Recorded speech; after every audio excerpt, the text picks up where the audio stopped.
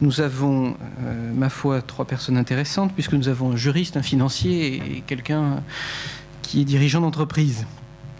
Je vais commencer par le dirigeant d'entreprise. Il s'agit de Jean-Louis Détry, qui est président du conseil de surveillance de Léon de Bruxelles. Jean-Dominique Daudier de Cassini est associé au cabinet Willkie Farr et Gallagher, après avoir été notamment associé chez Archibald et dirigeant du cabinet Borloo et Associés. Et à ma droite, nous avons Stéphane Moreau, qui est membre du directoire de Finama Private Equity, après être passé chez Astorg et avoir eu une activité nourrie pendant 15 ans en matière de capital investissement.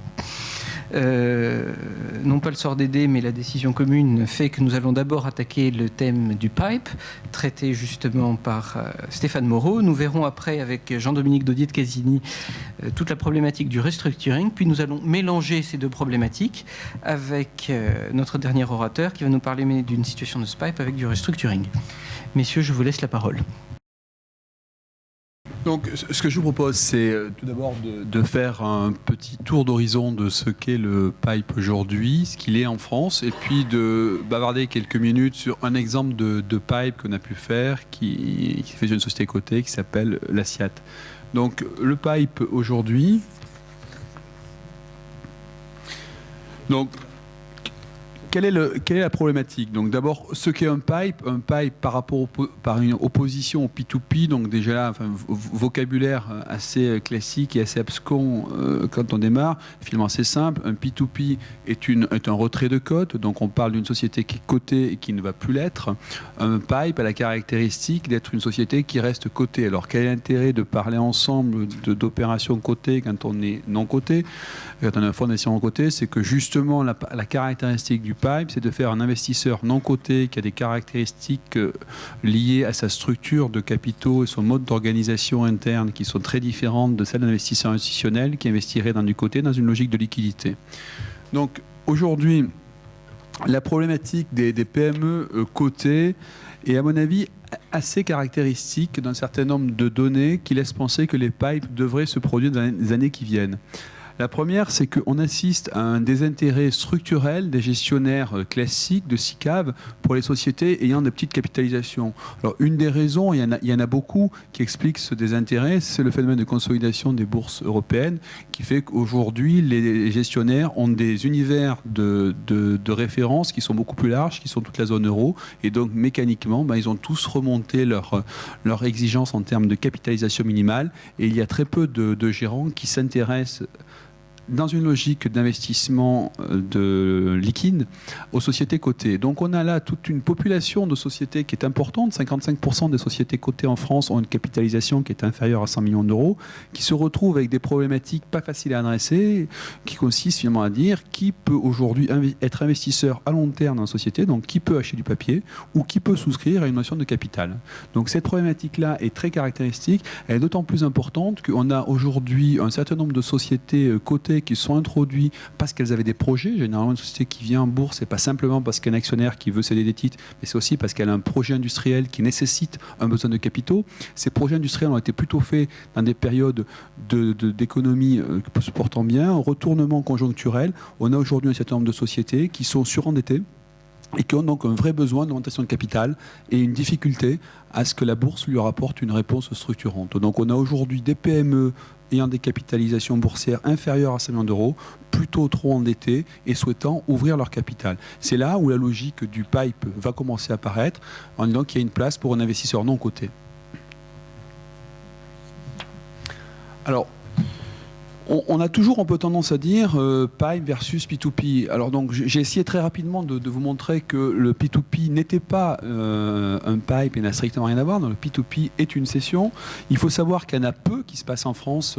Vous avez tous eu connaissance, je pense, de cette étude faite par Arthur de Little qui montre qu'il y a un retard en France sur le marché du P2P. Donc quelques chiffres pour caractériser cela. Donc on parle de 5-6 opérations par an en France de P2P. Une des raisons qui ferait que ces opérations sont peu nombreuses, c'est qu'on considère que leur coût est élevé. C'est pas facile en France d'arriver à avoir 95% du capital sans offrir des primes importants. Et une autre raison qui me paraît importante de souligner ensemble aujourd'hui, c'est qu'il est évident que alors qu'on est dans des périodes de cours boursiers plutôt faibles, ben les investisseurs historiques, actionnaires d'une société cotée, ne sont pas structurellement vendeurs. Donc généralement, plus le marché baisse, plus il y a des fonds d'investissement qui veulent faire des opérations sur des boîtes cotées, et moins il y a de gens qui veulent évidemment vendre. On a un certain nombre de cas de sociétés cotées qui sont structurellement sur le marché maintenant depuis 1 ou 2 ans, et dont manifestement il y a un décalage entre la valeur boursière et le prix qu'un investisseur en private equity est prêt à payer. Donc tout cela explique que le P2P est effectivement un type d'opération que les fonds veulent faire, mais qui s'adresse à un marché très spécifique, plutôt étroit, de gens qui veulent céder leur société à un prix auquel les fonds d'investissement veulent faire l'opération. On revient maintenant au pipe. Donc le pipe, c'est finalement très simple. C'est une opération d'augmentation de capital, généralement, plutôt dans une holding de contrôle non coté, qui peut être faite avec des opérations, des produits caractéristiques des opérations de private equity. Donc on peut tout imaginer en actions, obligations, bonnes souscriptions d'actions, et on en passe. Elles ont servi essentiellement aujourd'hui, des opérations de pipe se sont beaucoup faites aujourd'hui sur des sociétés de technologie qui ont été coupées en vol dans la levée de capitaux sur le marché, donc une société qui consommait des capitaux, qui se sont retrouvées brutalement en ayant des besoins de capitaux et avec un marché boursier qui ne les apportait plus, mais pas seulement, on va le voir. Et il est évident qu'une des grandes caractéristiques de ce type d'opération, c'est qu'on est au croisement de 2 grands types de monde juridique. Le monde juridique du marché coté avec ses propres règlements et les caractéristiques du private equity et ses propres contraintes. Et donc tout l'art d'un pipe est finalement d'arriver à concilier ces 2 contraintes. Donc il est évident que c'est une réponse à des opérations, mais on rajoute des contraintes sur des contraintes. Les contraintes les plus classiques, évidemment, qu'on peut citer, c'est celle du délit d'initié, c'est comment on fait pour essayer d'investir en essayant d'avoir un bon niveau de risque sans faire de due diligence. Bon, là, l'AMF a défini un certain nombre de règles qui sont assez similaires à celles qu'on peut avoir sur des opérations de retrait de cote. Et les 2 autres grands types de processus qu'il faut savoir gérer, c'est le processus de l'investissement dans une société cotée alors qu'on est là pour faire du non-coté, et la nécessité de mettre en place un pacte d'actionnaires qui va avoir par nature des contraintes pour l'investisseur majoritaire, alors qu'il avait l'habitude évidemment d'un actionnaire minoritaire qui rentrait et qui sortait. Bon, normalement, ce type d'opération présente des intérêts, c'est pour ça qu'il y en a quelques-unes. Il y a d'abord un intérêt pour l'actionnaire majoritaire qui voit là une de ses seules sources de financement possible, puisqu'on parle de sociétés qui sont généralement surendettées, donc elles n'ont pas de capacité d'endettement supplémentaire et elles n'ont pas de capacité d'augmentation de capital par des techniques classiques d'opération ouverte au public. Donc c'est un point important. On arrive à se mettre d'accord sur un pacte d'actionnaire contraignant, essentiellement parce qu'il n'y a pas d'alternative. Bon, l'autre point qui est intéressant, c'est qu'on garde la société cotée, voire on peut arriver à réduire l'impact dilutif d'augmentation de capital, particulièrement si elle est faite sur une base faible, en proposant à l'actionnaire majoritaire un système d'obligations convertibles dans sa holding qui peut, dans certaines conditions, ne pas être converti en totalité. Donc on peut amortir le coût d'entrée s'il est perçu comme étant trop dilutif pour l'actionnaire majoritaire par des techniques classiques de pas actionnaire de non-coté, donc soit des bons de souscription d'actions accordées à l'actionnaire majoritaire dans sa holding, soit des obligations convertibles qui ne seront pas converties en totalité en fonction de la performance. Donc on a là une souplesse dans le montage qui nous permet justement d'absorber un prix qui est perçu par l'actionnaire majoritaire aujourd'hui comme plutôt faible pour sa société. Bon, l'autre grande caractéristique, c'est qu'il est clair que c'est un partenariat de part et d'autre, c'est-à-dire qu'on n'est pas là pour sortir, on est tellement pas là pour sortir qu'on est prêt à renoncer à notre liquidité en rentrant dans la holding de contrôle. Et l'autre point qui n'est pas neutre, c'est que c'est plutôt généralement bien perçu par le marché parce qu'on y voit là un moyen de crédibiliser un projet industriel. C'est si un investisseur financier long terme rentre aujourd'hui dans une holding de contrôle pour renforcer le contrôle de la famille fondatrice de la société, c'est plutôt parce qu'elle a tendance à croire au projet. Donc l'arrivée à quelque chose de crédibilisant. Bon, il est clair que pour un investisseur financier long terme, investir dans une société cotée qui a l'habitude d'un certain type de reporting, qui a l'habitude d'un rapport annuel, permet normalement d'être dans des niveaux de risque qui sont différents de celui d'une société non cotée qui ouvre pour la première fois son capital. Maintenant, les contraintes boursières sur des sociétés mid-size sont quand même peu fortes, donc il ne faut pas non plus surestimer cet avantage-là pour un fonds d'investissement. Quelques exemples de pipe qu'on a pu relever. Alors, je m'excuse Jean-Louis parce que je me suis arrêté à 2002, donc Londres Bruxelles n'est pas dedans, mais Londres Bruxelles, on va pas tout à l'heure, est un bel exemple de pipe qui a été réalisé avant mon petit comptage. Donc, il y a eu 11 pipes qui ont été faits depuis 2002. Donc, vous voyez qu'il y a à peu près autant de pipes que de P2P aujourd'hui en France. Beaucoup ont été faits sur des sociétés technologiques, ça s'explique. Il y a eu une introduction en bourse de sociétés au nouveau marché qui était très importante. Ces sociétés consommaient des capitaux et elles venaient au nouveau marché parce qu'elles allaient encore en consommer. À un moment donné, le nouveau marché a dit ben, ça tombe bien, nous on ne sait plus en apporter. Il a bien fallu trouver une alternative. Ça explique qu'une grande partie donc, des opérations étaient faites sur des sociétés technologiques. Autre grand type d'opération de pipe, sur les opérations de retournement opérationnel. On peut citer Flow, qui est un bel exemple récent d'opération d'augmentation de capital dans une holding de contrôle pour restructurer la dette financière de la société cotée tout en la laissant cotée. D'autres opérations sont faites simplement dans le cadre d'un financement d'une croissance. Donc la société se porte bien, marche bien, elle est en pleine accélération de croissance, elle a trop de dettes, elle doit ouvrir son capital. Donc on a repéré Orapi par exemple, qui est un exemple significatif. Enfin, les montants aujourd'hui sont des montants qui sont peu importants. Bon, on a Thomson qui est finalement un pipe, mais enfin c'est quand même très atypique. Donc si on sort Thomson des opérations qui ont été faites, les montants moyens investis sont de l'ordre d'une dizaine de millions d'euros. Et sur ces 11 pipes, il y en a eu 4 seulement qui ont été faits sur des sociétés non technologiques et sur des marchés réglementés, puisque les sociétés technologiques étaient très souvent sur de nouveaux marchés, donc c'était déjà une forme de non-côté. Parmi lesquels on peut citer SIAT, qui est une opération que nous avons nous-mêmes réalisée, qui a été une des premières opérations donc de pipe sur une société non technologique, sur un marché réglementé, et une société donc, qui avait tout simplement un problème de croissance et de renforcement de contrôle. Donc la société est une société qui marche bien, qui est le leader en France dans le camping, société d'une quarantaine de millions d'euros, un endettement significatif, un actionnariat familial qui est en limite de contrôle, qui donc ne peut pas ou ne veut pas augmenter son capital par un appel au marché et qui a souhaité avoir un investisseur financier qui rentre dans la holding de contrôle, ce que nous avons fait. Nous sommes rentrés dans la holding de contrôle sous forme d'obligations convertibles pour ne pas changer le contrôle de la holding de contrôle. Donc la famille a actuellement un contrôle renforcé suite à notre opération.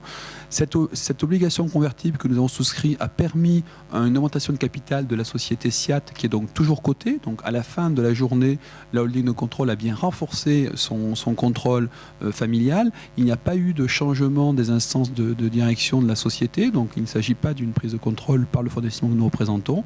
En revanche, nos obligations convertibles ont comme caractéristique d'être convertibles évidemment à terme et donc de nous apporter le contrôle de cette société à un horizon qui est contractualisé. Donc on a là un exemple assez classique de financement d'une société de croissance qui était en bout d'endettement et qui ne pouvait pas trouver sur le marché une solution à ces problèmes sans perdre le contrôle familial. On a aujourd'hui un certain nombre de discussions avec des sociétés qui ont ce type de problématique. Voilà ce que je peux vous dire en exposé préliminaire. Merci.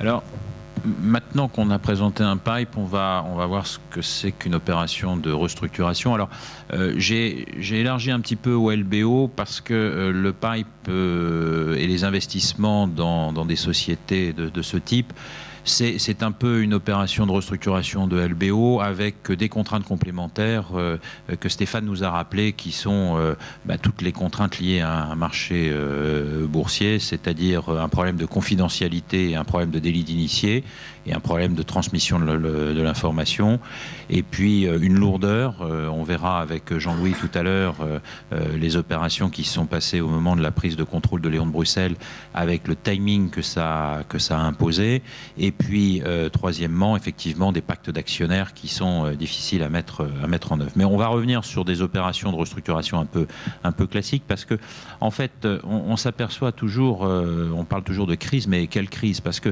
quand on interroge les dirigeants, la crise est toujours plus loin, pas encore arrivée, vous inquiétez pas, tout va aller mieux demain, le chiffre d'affaires va augmenter, etc. Donc, en fait, on a des signes avant-coureurs. On peut les voir quand on est investisseur, quand on est conseil, etc. Mais une énorme difficulté pour faire prendre conscience de ces difficultés aux dirigeants ou aux actionnaires. Alors, dans des opérations à effet de levier, avec un problème complémentaire, c'est que entre l'opérationnel et les opérations de financement, il peut y avoir une différenciation. C'est-à-dire qu'on peut avoir une opération avec un effet de levier un peu trop important qui ne peut plus être assumé, et puis tout ça débouchant parce que il faut quand même l'assumer, il faut quand même remonter du résultat sur des problèmes industriels et commerciaux de la participation. Donc, on a deux phases qui aboutissent. Bon. Avec en plus de ça une situation bien complexe, puisque généralement l'historique est bien compliqué. Vous connaissez tous les opérations de montage qui sont faites à ce moment-là.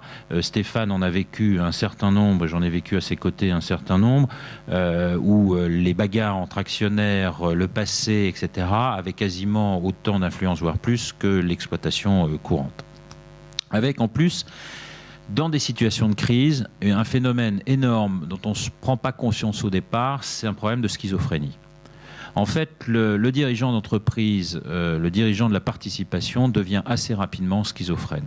Schizophrène parce qu'il a d'un côté à assurer le contentement de ses investisseurs, donc il doit servir une dette, il doit essayer de faire remonter des dividendes, et de l'autre côté, il a une exploitation qui n'est pas obligatoirement immédiatement en difficulté, mais à terme, on peut croire que ça sera plus difficile. Et il se dit, j'ai peut-être intérêt à garder des résultats et de la trésorerie sous le pied.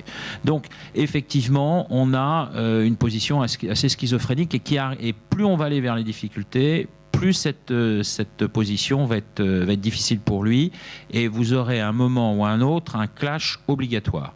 Donc, il faut le prévoir, il faut assumer cette situation.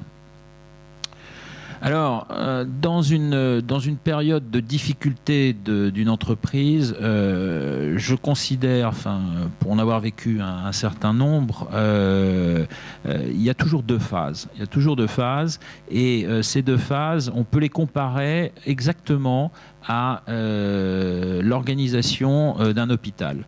Quand vous avez un accident, que vous avez un accidenté qui arrive dans un hôpital, on ne le met jamais en salle d'opération immédiatement. On le fait toujours passer par les urgences. Et les urgences, c'est quoi?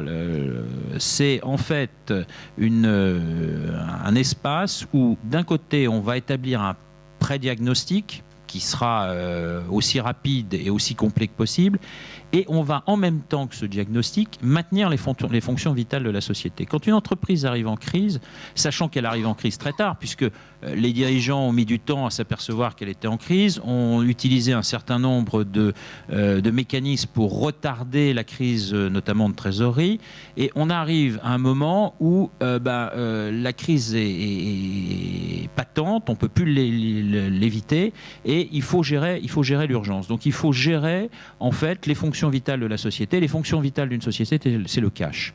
Donc il y a toute une période où on a la gestion du cash. Quand vous faites un comparatif chiffré, si vous perdez 10%, vous avez une société qui fait 100 millions d'euros, elle a un cash flow négatif de 12%, et bien, tous les mois, elle perd 1 million d'euros. Si vous prenez cette société et si vous lui mettez un taux de rotation fournisseur classique avec un taux de marge brute classique, ben vous verrez que la perte de 30 jours fournisseurs, ça peut représenter 3, 4, 5 millions d'euros. Donc en un mois, on peut perdre autant en trésorerie que 6 mois d'exploitation. Et donc le BFR est quelque chose le maintien donc du compte fournisseur, le maintien des lignes de financement, le maintien de ces outils de cash pour la société sont primordiaux. Donc ça, c'est le maintien d'une fonction vitale. Les autres fonctions vitales, c'est le management, parce que dans des périodes comme ça, on voit le management foutre le camp. les clients, les fournisseurs stratégiques. Et tout ça, on les fait avec les moyens du bord, parce que c'est pas en période d'urgence qu'on peut se permettre de faire apporter de la trésorerie. Vous allez ou de faire venir des investisseurs. Vous allez voir Stéphane, quand vous êtes en situation d'urgence, il ne va pas être vraiment frénétique pour investir dans la société. Il va demander d'abord à ce que ça se stabilise et qu'il voit un peu plus clair. Et après, effectivement, on arrive dans des zones de restructuration. Alors, les risques en phase 1, il y a toujours ces pertes de confidentialité parce qu'on va être dans un dossier où il va falloir maintenir le crédit fournisseur d'une société qui est en difficulté, avec des fournisseurs qui vont commencer à être inquiets, et il faut planquer un peu tout ça pour pas aggraver la situation. Avec un deuxième problème, la situation des dirigeants de droit, c'est-à-dire de notre dirigeant là, schizophrénique, là, qui commence non seulement à être schizophrénique, mais inquiet en plus, parce que il a une exploitation qui est déficitaire. Il va commencer à se demander, mais est-ce qu'il a le droit de poursuivre cette exploitation déficitaire? Il va avoir une notion de cessation de paiement. Alors déjà, dans la loi actuelle, ça va être un peu compliqué. Enfin, c'est un peu compliqué à gérer. Dans la loi future, on va pouvoir continuer l'exploitation après l'état de cessation de paiement, mais dans certaines conditions et pas d'autres. Ça va être encore beaucoup plus compliqué. Donc, c'est vrai que le dirigeant de droit va commencer à prendre peur, et il va falloir l'aider à gérer la société et l'aider à gérer ce problème. Mais à partir de ce moment-là, vous arrivez, vous, en tant qu'actionnaire, en notion de dirigeant de fait. Parce que clairement, quand une entreprise va mal et que vous êtes investisseur d'une autre société qui va mal, vous avez normalement tendance et naturellement tendance à mettre, on va dire, les mains dans le cambouis. Et c'est vrai que quand la situation se dégrade, on voit les investisseurs commencer à rentrer un peu dans la gestion et à prendre des risques. Parce qu'à partir de ce moment-là, ils vont devenir un petit peu dirigeants de fait. Et les tribunaux, si jamais ça se passe mal, aiment bien les dirigeants de fait, surtout quand ils sont riches, parce que c'est quand même plus facile d'aller chercher de l'argent là où il est. Donc, il y a pas mal de protections à faire. C'est pas dans un exposé de 10 minutes, un quart d'heure qu'on va pouvoir viser toutes les situations. Mais je voulais seulement mettre en exergue un certain nombre de problèmes. Et c'est vrai qu'utiliser les procédures amiables peut être une façon de gérer, plus que gérer les fournisseurs, plus que gérer les créanciers, gérer le stress naturel à ce genre d'opération. Alors après, on arrive effectivement dans les phases de restructuration, où là, il faut restructurer non seulement la société, mais si vous êtes dans des phases LBO, restructurer aussi le LBO. Alors, bon, après, il y a plein de problématiques, mais il y a quand même une problématique qui est claire, c'est l'apport de new money. Vous allez avoir dans une opération de restructuration la nécessité d'apporter du new money. Et c'est vrai que ce new money, vous avez tendance à vouloir, quand vous êtes investisseur, l'apporter là directement où c'est nécessaire, c'est-à-dire dans la participation. Si vous êtes dans une entreprise qui a bénéficié d'une opération de LBO avec effet de levier, etc., peu d'investisseurs aiment réinvestir dans la société, dans la holding, parce qu'il y a un filtre qui s'appelle la dette LBO, mezzanine, senior, enfin tout ce qu'on veut, qui fait qu'on a du mal, quand on est investisseur, à se dire je vais investir pour des gens qui ont prêté pour faire une acquisition qui aujourd'hui a une valeur relative. Donc effectivement, il faut essayer de recomposer le capital en faisant intervenir amener les fonds dans la société de participation. Même chose, c'est un combat difficile, mais c'est un combat qu'on peut normalement mener avec succès. Alors, au niveau des risques, en plus de la phase 1, c'est-à-dire le dirigeant de fait, etc., il y a un risque de remise en cause du schéma en cas de difficulté ultérieure et du soutien abusif de l'actionnaire. Alors, remise en cause du schéma en cas de difficulté extérieure, c'est simple, vous apportez du cash, le cash n'est pas suffisant, l'entreprise continue à perdre de l'argent, vous allez être obligé à un moment ou à un autre de déposer le bilan et de vous retrouver en redressement judiciaire. Il y aura il y aura toujours des personnes mal intentionnées pour dire que l'argent qui a été apporté, c'est un soutien abusif. Les cessions qui ont été faites pour dégager du cash, c'est des cessions qui ont été faites en période suspecte, etc., etc. Donc, à ce moment-là, même chose, le conciliateur ou le mandataire ad hoc, dans ce cadre-là, plutôt le conciliateur, et puis anticiper toujours les problèmes. Alors, un dernier point, puisque ça va être à la mode en début d'année prochaine, bien que pour l'instant ça reste un petit peu l'arlésienne, c'est qu'il va y avoir un nouveau projet de loi. Enfin, il y a un projet de loi, il n'est pas nouveau, celui-là il est même très vieux. Il y a un projet de loi qui normalement devrait être voté en février de l'année prochaine si tout se passe bien ou si tout se passe mal, parce qu'on peut espérer quand même qu'il va quand même un petit peu durer en tant que projet, parce que c'est un projet qui va avoir un problème significatif dans tout ce qui est procédure amiable. Je ne sais pas si vous ne connaissez pas tout ce qui est mandat ad hoc, procédure amiable, j'ai mis en annexe trois feuillets pour décrire rapidement ce que sont ces procédures. Mais l'idée, c'est de dire que, alors que les procédures amiables ont une vision vraiment de pouvoir traiter le dossier, j'allais dire, en famille, par rapport à ça, on va déconfidentialiser le mandat ad hoc ou la procédure amiable pour lui donner une sécurisation en faisant un genre de jugement de cette procédure amiable, jugement qui va être publié. Donc ça va être, à mon avis, une catastrophe, puisque l'ensemble de la place va être au courant des difficultés d'une société. Et on va appliquer en plus, alors là, c'est un peu, ça reste encore un peu mystérieux, puisqu'on n'en connaît pas évidemment les applications définitives. Le décret, évidemment, n'est pas sorti. Mais on aura une procédure sauvegarde qui est l'équivalent d'un redressement judiciaire, mais qu'on pourra anticiper, c'est-à-dire qu'on ne sera pas obligé d'attendre l'état de cessation de paiement. On rentrera plus dans des phases de négociation avec les créanciers. On pourra imposer des négociations collectives à des créanciers un peu récalcitrants.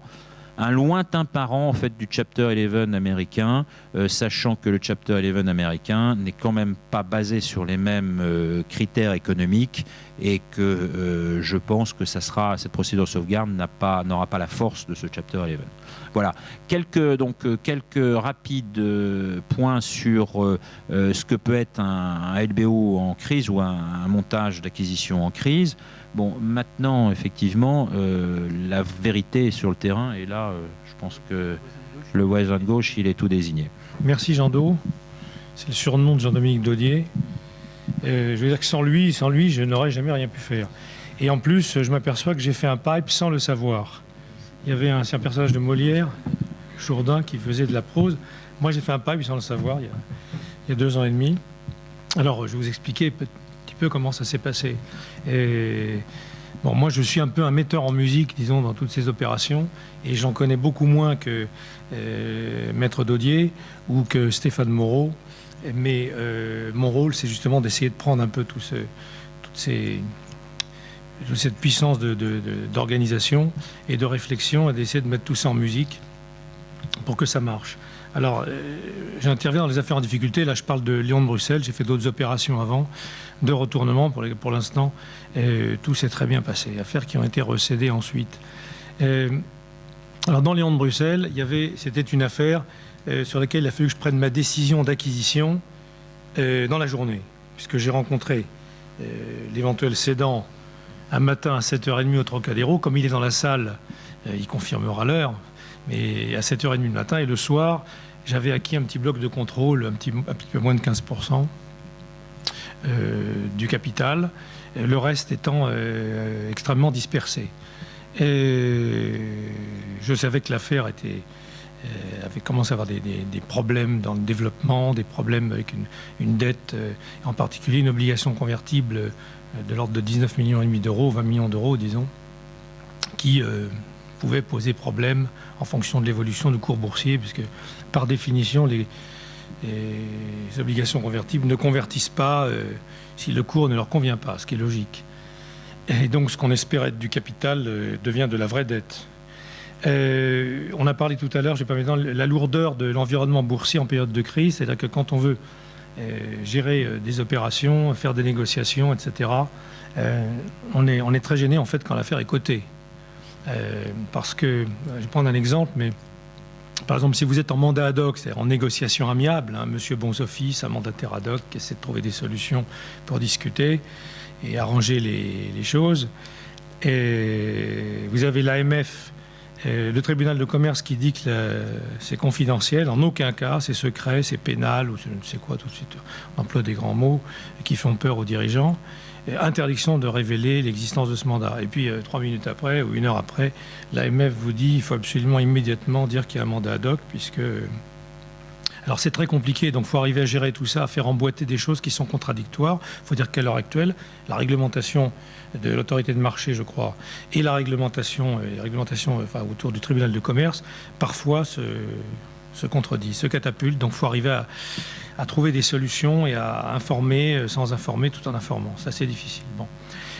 Comme vous savez, Jean-Dominique Daudier en a parlé, il y a des procédures amiables, des procédures collectives. Alors, si on parle purement du cas de Léon, c'était peut-être pas le timing, ou c'était peut-être un peu tard ou quoi, pour arriver à trouver une solution amiable. Et la société a été mise temporairement en redressement judiciaire. Le redressement judiciaire, c'est un très gros problème parce que, indépendamment du fait que la société était cotée, et elle est restée cotée. D'ailleurs, il y a eu, je crois, quasiment jamais eu de suspension de cours, enfin, peut-être d'une manière très, très marginale, une journée. Mais la suspension la procédure collective nous a obligés à gérer tous les effets secondaires du type démotivation des salariés. Ça, c'est un des phénomènes les plus violents. On dit que, bien sûr, réduction immédiate du crédit fournisseur, il faut payer comptant. Il faut même le BFR dans une société de restauration qui est négatif, c'est-à-dire qu'on encaisse le cash avant d'avoir payé les produits, comme tout distributeur. Tout d'un coup, le phénomène s'inverse, il faut quasiment mettre un dépôt de garantie chez le fournisseur pour toujours être positif chez lui. Il ne vous livre qu'à due concurrence de ce qu'il a déjà encaissé à la banque. Donc ça pose évidemment des problèmes violents, mais aussi, je disais, la démotivation des salariés. Parce que dans une boîte qui a pas loin de 900 personnes, qui sont, pour un certain nombre de sites, répartis dans des endroits qui ne sont pas accessibles comme ça en 5 minutes, vous avez des gens qui parlent entre eux, qui commencent à refaire le monde, etc., qui arrivent chez eux démotivés en disant à leur femme « il faut que je trouve un boulot ». Voilà, les gens, le personnel est miné, les créanciers sont énervés, les banques veulent à peine vous voir, etc. La société est en fait dans une situation dramatique et elle va droit dans le mur en klaxonnant. Et d'ailleurs, tout le monde se charge à ce moment-là de vous dire que jamais vous n'y arriverez, en particulier moi, puisque je n'étais pas spécialiste du secteur, donc on m'a dit « t'es très bien à faire de la musique, t'es très bien à faire, je ne sais pas quoi, d'autres affaires, mais tu ne connais pas la restauration, à part la restauration d'image, peut-être dans une affaire de cinéma technique, hein. Mais certainement pas les restaurants. Donc tu vas forcément échouer. Alors ça, c'est très motivant quand les professionnels, quand tout le monde vous dit, enfin je ne vais pas les citer, mais quand les grandes chaînes de restauration, les patrons, etc. vous voient et vous disent « mon pauvre vieux, dans quel truc vous vous êtes mis, vous n'y arriverez jamais ». Or, j'avais quand même une participation, certes minoritaire, dans une boîte formidable. Le concept est formidable, des équipes, on peut changer 1, 2, 3, 4 personnes, mais des équipes formidables, une idée géniale, une boîte qui s'était bien développée. Alors peut-être on peut dire ça a été trop vite, trop lentement. Et puis en général, tout le monde vous dit oui, c'était mal géré. Mais ça ne veut rien dire, c'est pas vrai. Et en général, on constate que les boîtes ont été bien gérées, simplement il y a eu des accidents de parcours. Là, en l'occurrence, c'était des histoires d'évolution de cours par rapport à la conversion de l'obligation qui du coup convertissait plus, qui du coup crée une dette dure qui s'approchait, le mur approchait. En fait, c'est l'iceberg du Titanic, on allait couler, ça c'était sûr. Ça, je voyais qu'on allait couler. Alors disons qu'avec l'aide de Jean-Dominique Daudier, qui vient de vous expliquer les procédures collectives en particulier et tous ces problèmes à traiter, on a réfléchi à différentes solutions et avec toi, un ami du CIC dans la salle, on a réfléchi à des solutions et on a dit on va tout reprendre à zéro. Dans une affaire en difficulté, il faut redonner confiance aux équipes. Il faut chercher sans doute un nouveau manager quand on n'est pas soi-même le manager de l'avenir. Et donc j'ai eu la chance de pouvoir faire venir, grâce à Stéphane d'ailleurs, l'ancien directeur général de Courtepaille, qui avait contribué, je ne vais pas dire à redresser, puisque ça marchait, mais à refaire partir complètement l'exploitation des Courtepailles, à en redévelopper, à en rouvrir, etc. Il s'agit de Michel Morin. à l'associer à ma réflexion. Et puis, mon idée a été de redonner confiance aux équipes, de faire venir les dirigeants, de dire maintenant c'est terminé. Nous sommes mardi 17h30, peu importe, dans une demi-heure vous allez repartir avec le sourire, c'est terminé, la faillite, les trucs, tout ça c'est derrière. On redémarre ensemble, on va faire une superbe boîte, on a une superbe boîte, un nom, une cotation en bourse, des gens qui ont envie de bosser et des clients. 10 000 clients jour quand même, ça existe. Alors, la boîte est en faillite, machin, ça va pas. Si, 10 000 clients jour, ça existe. Bon. Donc, ça a marché. C'est-à-dire, il faut, dans ces opérations-là, expliquer aux gens que ça va repartir, même si on rentre tout seul chez soi le soir en se disant « Mais qu'est-ce que je leur ai raconté ? Est-ce que ça va vraiment marcher ?» Mais au moins, il faut qu'il y en ait un qui y croit. Donc, on finit par se persuader soi-même, éliminer tous les méchants autour qui vous disent « Tu vas te casser la gueule », en particulier les concurrents, et ça redémarre. Voilà. Quand le concept est là, quand la volonté de réussir est là, ça ne peut pas ne pas marcher.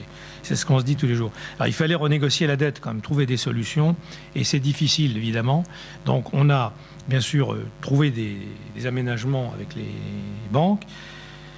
L'une des grosses dettes était la dette obligataire. On a proposé aux obligataires de convertir en leur offrant une soulte et des bons de souscription d'actions. Donc, dans l'ancien système, ils convertissaient 1 pour 1.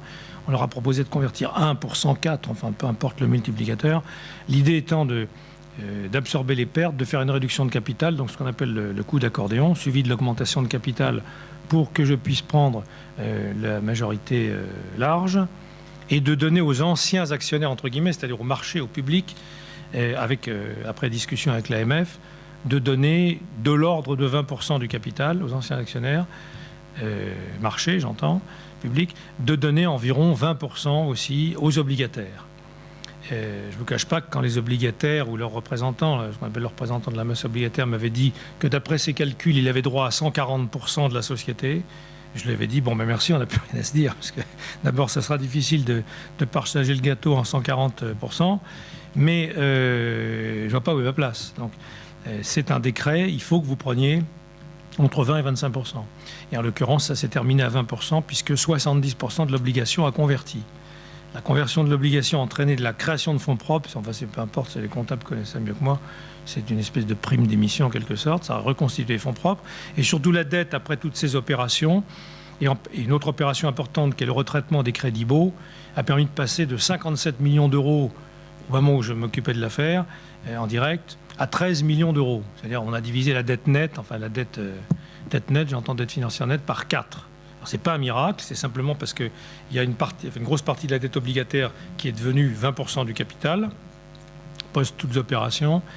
Quant aux crédits baux, ils sont pour la quasi-totalité sortis des comptes, puisque quand j'attaque une opération, c'est par le compte d'exploitation, pas par le bilan. Donc le bilan, on s'en fiche, il y a des dettes, plus, moins, tout ça n'a aucune importance.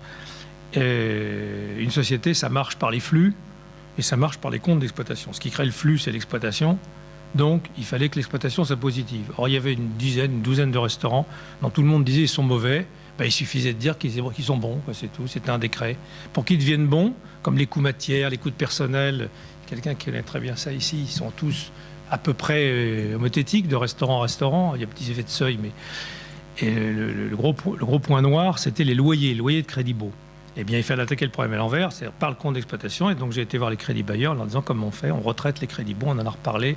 On a remis les crédits baux en adéquation et organisé un système de call, c'est-à-dire d'options avec pipe. Maintenant, ça fait 2-3 mots. Il y a le call, le put et le pipe.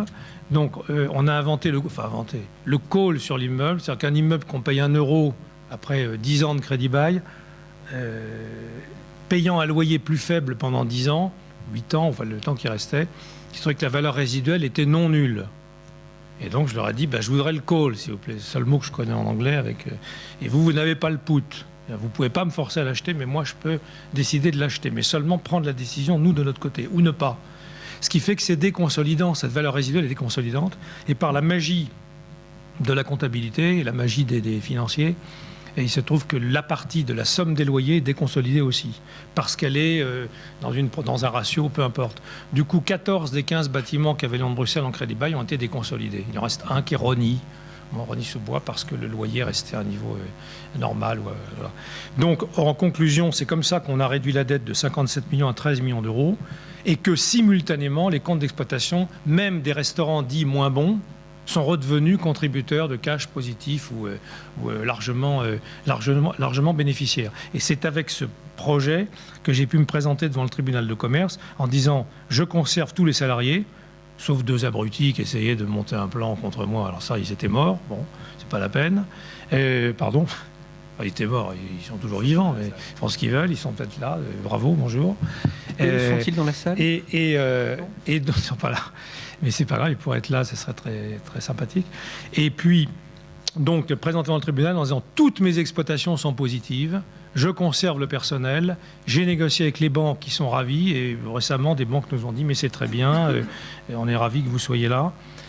Et donc aujourd'hui, c'est une affaire qui roule, ça a été annoncé, donc je ne fais pas d'annonce particulière, mais qui va dégager des beaux résultats, et qui est complètement, je pense, remise sur pied. Et en plus, je le dis avec d'autant plus de facilité que je ne la dirige pas. Voilà. Donc il y a moi je suis président du conseil de surveillance, actionnaire de référence, bon, ce sont des grands termes, mais bon, c'est ça. Alors, il se trouve que dans la holding de tête, comme j'avais appris à faire des leviers, etc., grâce à Maître Dodier, on a fait un petit levier en dessus aussi. Donc, il y a des gens qui m'ont accompagné et qui ont, en fait, on a mis du capital. C'est une opération à 5 millions d'euros, donc c'est pas tellement cher, si vous voulez, pour cette opération. On a mis 5 millions d'euros, mais moi, j'en ai mis beaucoup moins. Mais il y a une dette dans la holding, dette sur laquelle j'ai une option, une option que j'ai levée pour une grande partie, que j'ai encore un morceau à lever. Donc j'ai la plus grosse partie du montage, c'est-à-dire de plus des 2/3, si vous voulez, tout en ayant mis moins d'argent. Ayant après faire des leviers, vous savez, j'étais rodé, quand vous avez couru, vous êtes entraîné pour faire du saut en hauteur, vous finissez par bien travailler. Et du coup, on a refait un petit levier en haut. Du coup, j'avais minimisé mon risque, mais fait venir un petit peu plus d'argent. Aujourd'hui, ayant investi sur la base de 5 centimes d'euros après réduction de capital, c'est une boîte qui cote 30, 35, et ça monte à 40, peu importe, ça vaut un certain prix. Et donc, en quelque sorte, ce que j'essaye de faire, et je l'ai fait dans les autres affaires avant, c'est pour ça que je croise les doigts, que c'est jamais gagné, vous savez. Les affaires que j'ai revendues, je sais que ça s'est bien passé, c'est tout. Je ne sais pas ce que c'est qu'un TRI. Il n'y a que des gens très forts qui savent calculer les TRI. Moi, je ne sais pas. D'ailleurs, j'ai vu quelques présidents tout à l'heure de fonds qui m'ont dit mais c'est très compliqué. Il y a des tas de méthodes pour calculer un TRI. Moi, je ne sais pas je ne veux pas savoir ce que c'est qu'un TRI. Les gens qui font du 25%, je dis les pauvres. Hein, les pauvres, ils n'en font que 25% par an. Moi, je fais des multiples. Voilà. Donc, ça fait 2 ans et demi que je fais cette opération. Aujourd'hui, c'est 5 fois, 6 fois, 7 fois. Mais demain, ce sera peut-être beaucoup moins, beaucoup plus. Je n'en sais rien. Voilà. Parce que, comme vous le savez, on peut regarder des valos. Il y a beaucoup de gens qui ont vu des belles valos et puis un beau jour, ils les ont pas. Simplement, je suis très content et c'est un métier que j'adore. Voilà, et je suis prêt à partir sur d'autres opérations aussi. Voilà, grâce et toujours avec mon partenaire Dodier. Ce qu'il faut quand même préciser, c'est que effectivement, Jean-Louis a réussi cette opération qui n'a pas été facile parce que il y avait quand même eu des créanciers ou des actionnaires ou des obligataires un petit peu tendus, un petit peu difficiles dans la négociation. Et en fait, cette opération a été réussie parce que Jean-Louis a proposé une certaine égalité dans le traitement et quelque chose qui était, j'allais dire, économiquement compréhensible. Par exemple, quand vous prenez les crédits baux, allez dire que le crédit bail ne doit pas dépasser 9% ou 10% de la valeur du chiffre d'affaires du site, du restaurant. C'est les normes du marché. Les restaurants étaient un peu grands, donc les crédits baux étaient trop importants, trop chers, pesaient trop. Et on a eu des partenaires qui ont été, parce que tous ont été partenaires, des partenaires qui ont été compréhensifs dans la renégociation. De même que pour ce que n'a pas dit Jean-Louis, c'est que les obligataires, ça a été dur dans la négociation, mais aujourd'hui, ceux qui ont accepté de faire l'opération qu'on leur a proposée, sortent avec 9 fois la mise par rapport à la valeur boursière de l'obligation au moment des opérations. Et ne ressortent qu'avec un coefficient, certes réducteur, mais de 50% par rapport à leur souscription s'ils ont souscrit au top de la souscription. De même que les actionnaires sont sortis à 4 ou 5 fois. 4,5 fois la valeur au moment des opérations.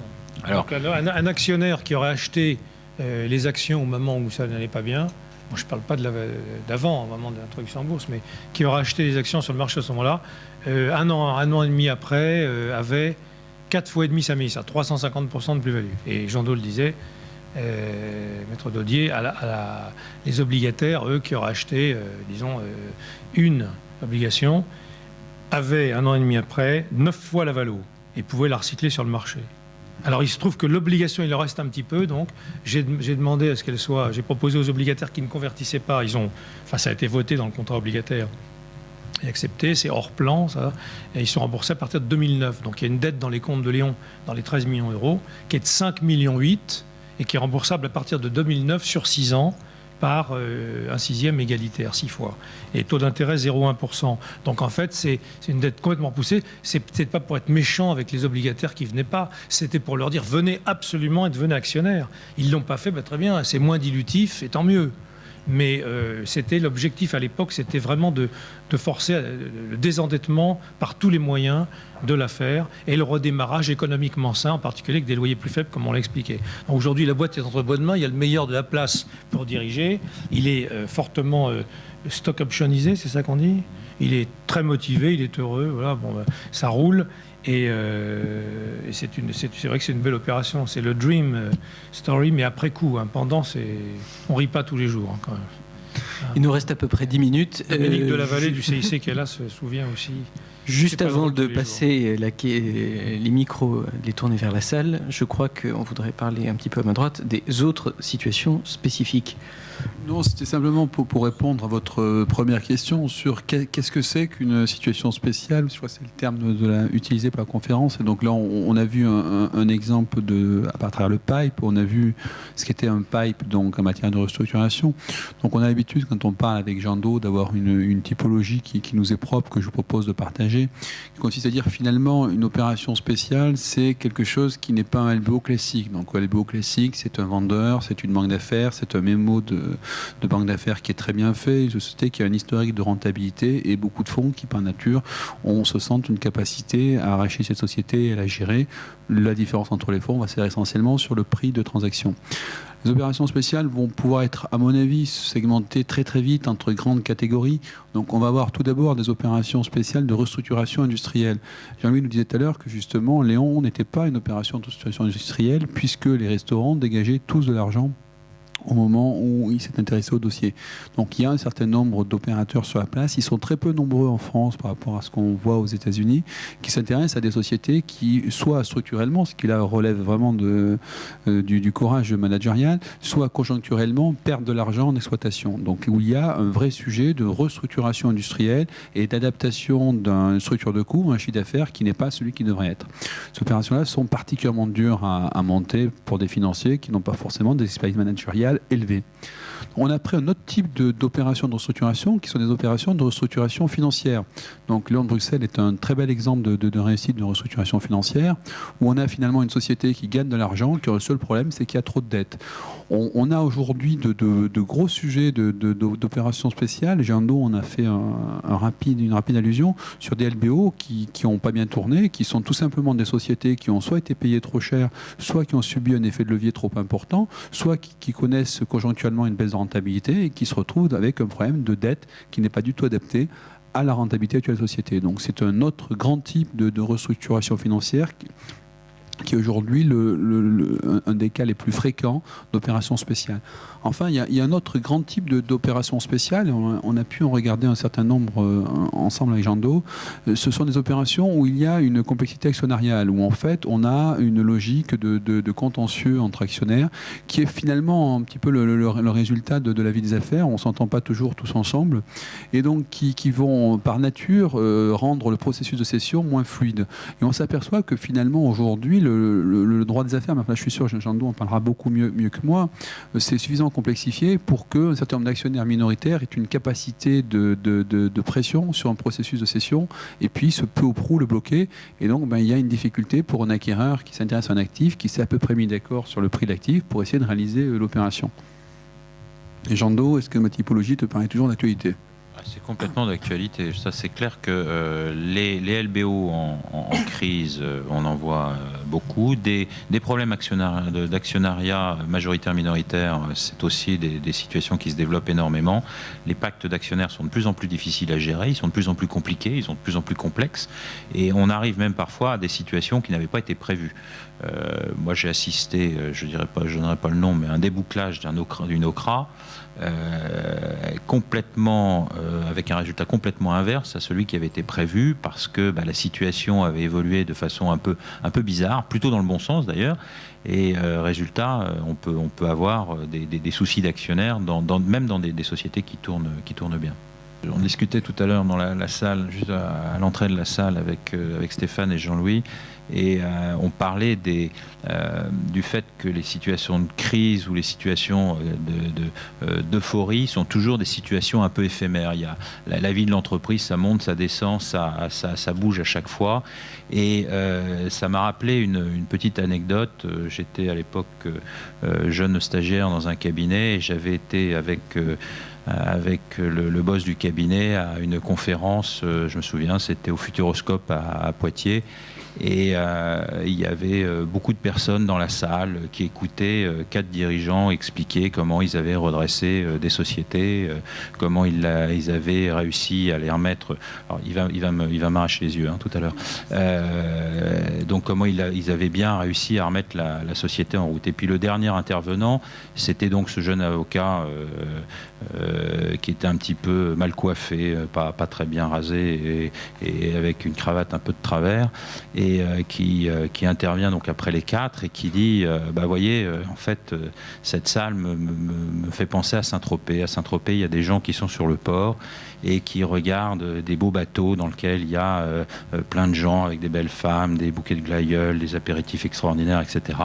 Un petit peu avec envie, parce que c'est de la réussite, etc. Mais c'est comme dans le port de Saint-Tropez, les bateaux sont loués à la journée. Donc c'est seulement pour vous dire que toute situation de retournement, c'est des situations éphémères, et qu'il y a un moment où il faut savoir tourner la page, passer la main, trouver d'autres solutions, et que c'est en permanence en imaginant qu'on trouvera quelque chose. Le jeune avocat qui a dit ça, il est maintenant ministre de la Cohésion sociale. Merci à vous et bonne fin de séjour.